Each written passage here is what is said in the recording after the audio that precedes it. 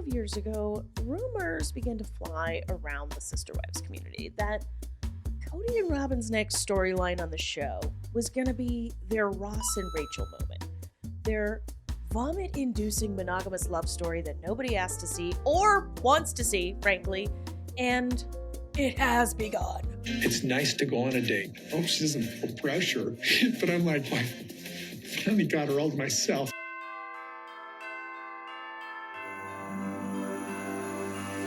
They started slowly with passionate fake fights in the snow and Kody obsessing over protecting Robyn from evil Christine and Janelle, who are just jealous of her Diesel Jeans beauty. But now it's on.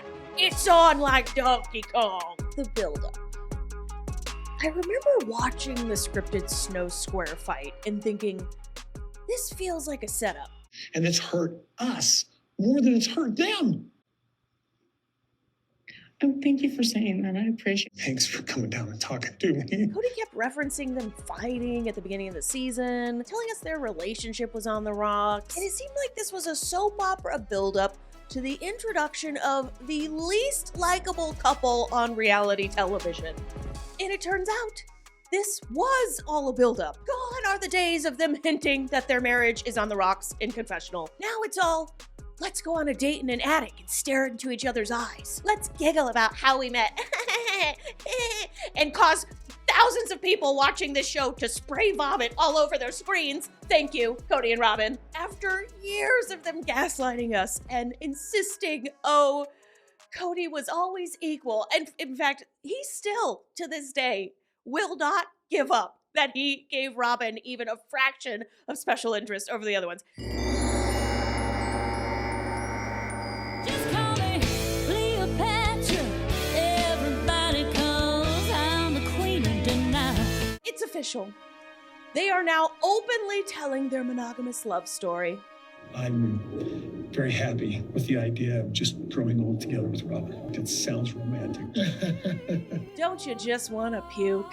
For too long, we've had to listen to Kody and moan about how he had to hide his feelings for Robyn. And now he can finally let it all out. Kody and Robyn can finally come out as the monogamous couple they've already been acting like for 14 years. Like, by the way, that is part of the hate reaction to this storyline. The audacity.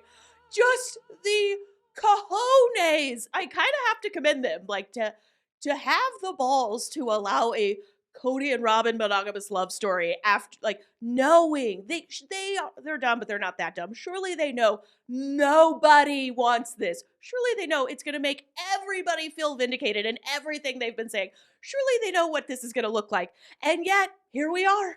Well, the big breakout Kody and Robyn are in monogamous love scene is going to take place in this season's Salsa Brava, Josephine's, hope I'm saying that right, which was taking kind of a hit on the internet this week. People were noticing that this attic they shoot in, a little rough looking to the eyes.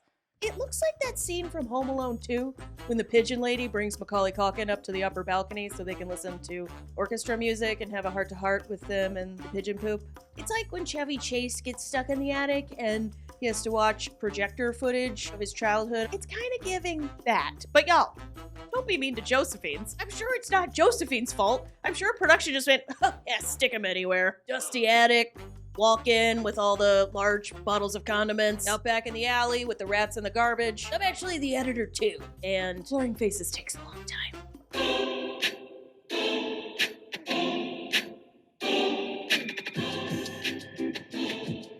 Somebody's been watching Real Housewives of Salt Lake City, and I don't even mind. I will take those anywhere I can get it. This show is always in need of some snappy transition music. It's like, this man fathered a bunch of kids he doesn't give a shit about anymore. Cut to Robyn dry crying. From minute one of their date, Kody is giving Robyn googly eyes. Like, this man has spent the last 19 seasons doing a terrible job at hiding his horniness for Robyn. But he thinks he spent the whole time acting. I was acting, Mary darling. So inside his head, he's like, finally. Oh yeah, finally I get to slobber all over her like I wanted to all that time. And now I get to stare her up and down like I'm undressing that British teacup blouse. Oh, Robyn, did you walk through a sharp forest? There's a slit in one of your sleeves. Oh, it's supposed to be like that. Oh, nice. Easy access for my tongue so I can rub it all over your bicep. Kody gives us one of his favorite season 19 storylines here. His belief that all men want to bang Robyn. I don't want some guy thinking you're a single mom. There's a lot of men interested in Robyn, and they were trying to get around me and to her. I can tell. Every dude I pass wants to bang Robyn.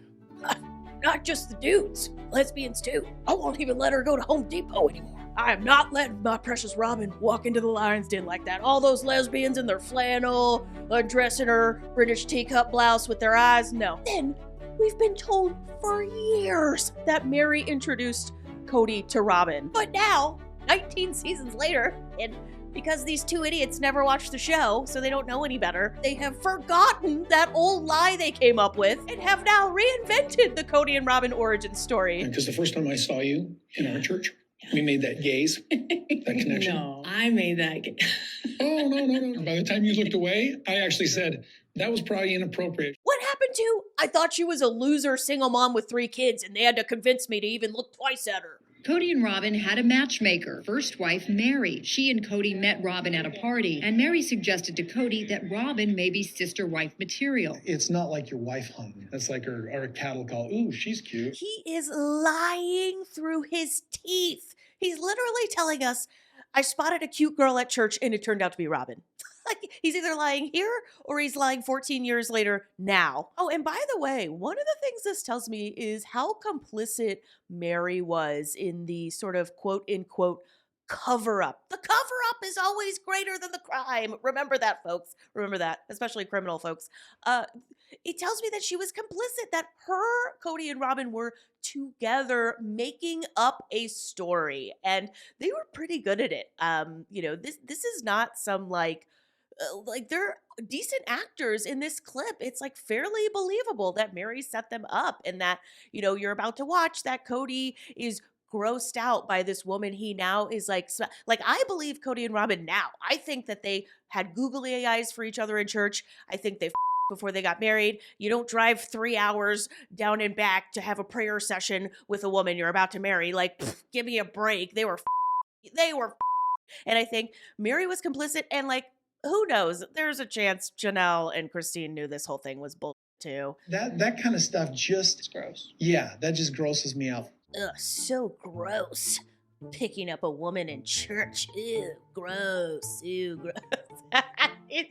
And by the way, as a preacher's daughter, married men sometimes do pick up married women at church. It's sad. It can happen anywhere. It's sad. Nobody's safe. As a married person, sometimes you feel like, oh my God, is anyone safe? I was on Reddit yesterday, and I read a story about a woman who's like, oh yeah, my husband's been hanging out with his cousin for years. Oh yeah, this is going where you think it's going.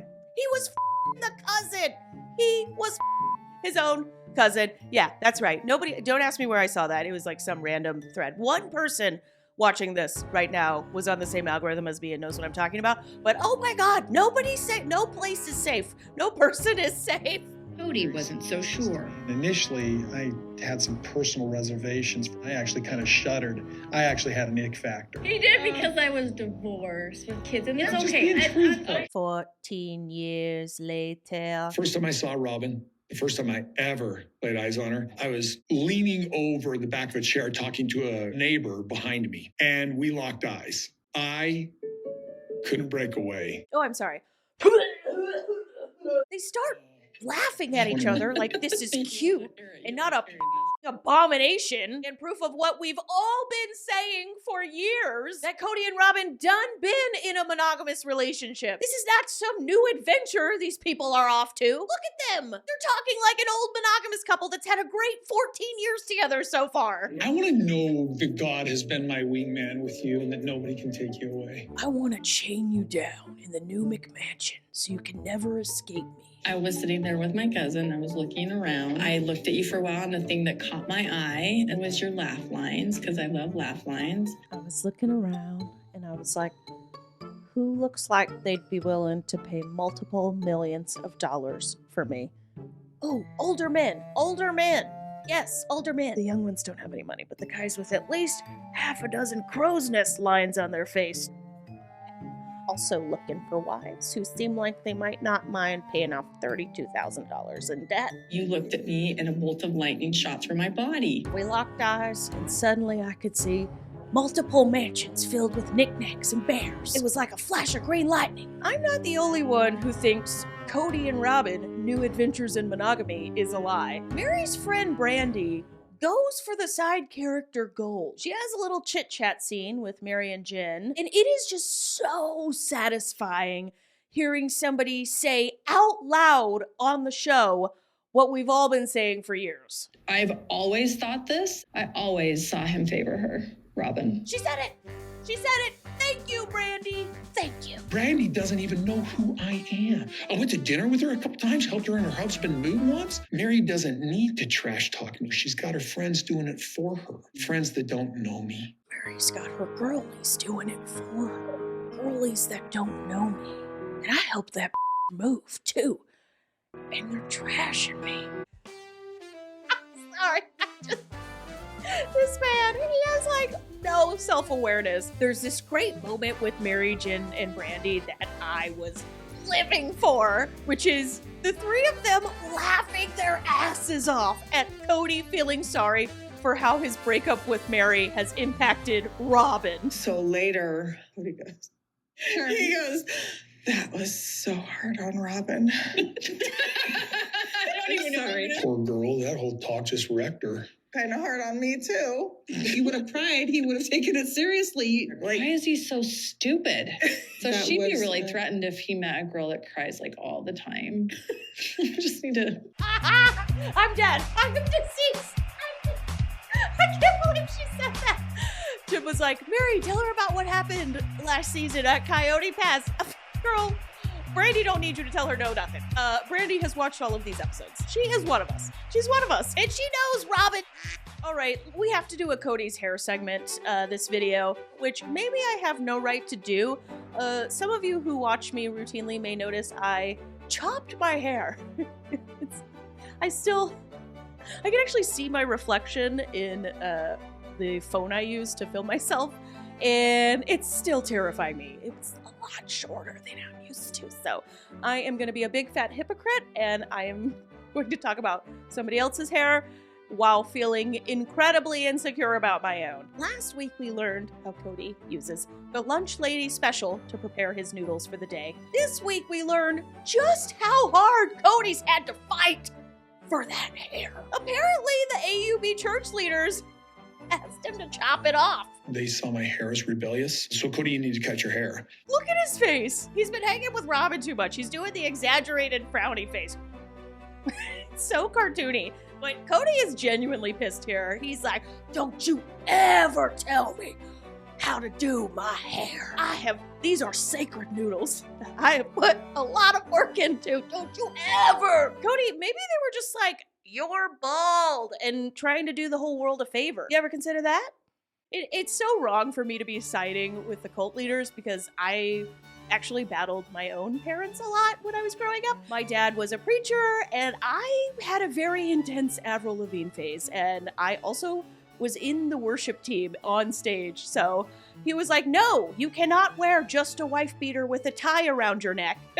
So I should identify with Kody. Doesn't that say something to you, Kody? That even I, who have been in your shoes, are with the cult leaders on this one? Well, like I said, it's official. We have now begun embarking down a path nobody wants to go down. I've heard rumors about a Kody and Robyn vow renewal. We see footage of them riding on a horse together in the preseason trailer. So I just think it's inevitable that we are being force-fed their great monogamous love story, and I think that's not going to go away anytime soon, which I honestly am going to benefit from. I am going to ride this hate wave, so you don't have to if you don't want to. Of course, I think a lot of us can't help it. It's like a disgusting, embarrassing, lying, deceiving, money-hoarding car accident that you can't look away from, except instead of crashing, Kody and Robyn are just riding off into the sunset with bags full of Mary and Janelle's money. On that note, I am pumped about the upcoming video I'm working on. Sister Wives is off for Christmas week. I will be working on a 90 Days The Last Resort video because that show is an amazing mess right now, and I'm kind of loving it. I just want to say to everyone watching, happy holidays, and thank you for listening to me make fun of Kody and Robyn.